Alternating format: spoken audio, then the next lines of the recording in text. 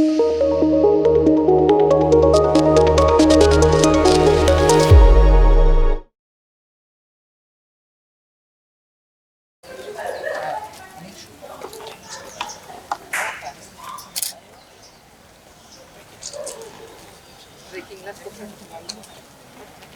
नवीन बोट आली किती सुंदर ना. मी असं शीट लावलंय का.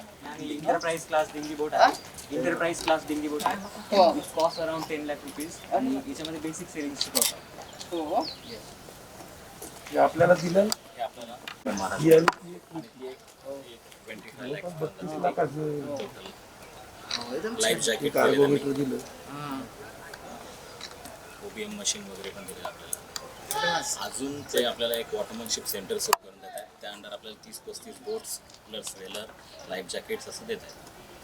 आणि इथं रॅम्प पण आपल्याला त्यांनी रॅम्प तिथे हे खाली नेण्यासाठी जे हा, रेलिंग लागतं वगैरे ते ते. करून उचलून न्यावं लागतं त्याऐवजी. अजून एक सेट बनवावं लागेल काय.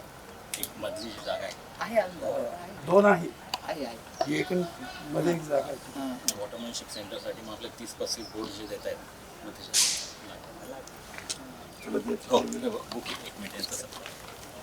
सर्वप्रथम मी आदरणीय ताई साहेबांना विनंती करतो की NCC naval PO cadet Shubham Shinde याचं आपण योग्य असं कौतुक करावं. शुभमने INS चिल्का ओडिसा येथे झालेल्या ऑल इंडिया यॉटिंग रेंगाटामध्ये महाराष्ट्राचं प्रतिनिधित्व केलेलं आहे. त्याबद्दल शुभमचं त्यानंतर मी ताई साहेबांना विनंती करतो की PO कॅडेट विकी उफाडे ज्याने कर्नाटक येथे झालेल्या ऑल इंडिया ट्रेकिंग एक्सपिडिशनमध्ये महाराष्ट्राचं प्रतिनिधित्व केलं त्याचंही आपण पुष्पगुच्छ देऊन सत्कार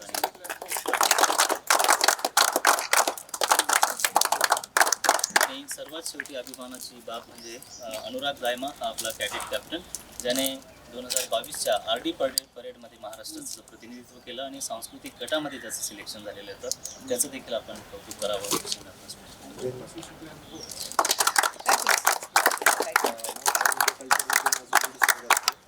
ऑल महाराष्ट्र बेस्ट कॅडेट.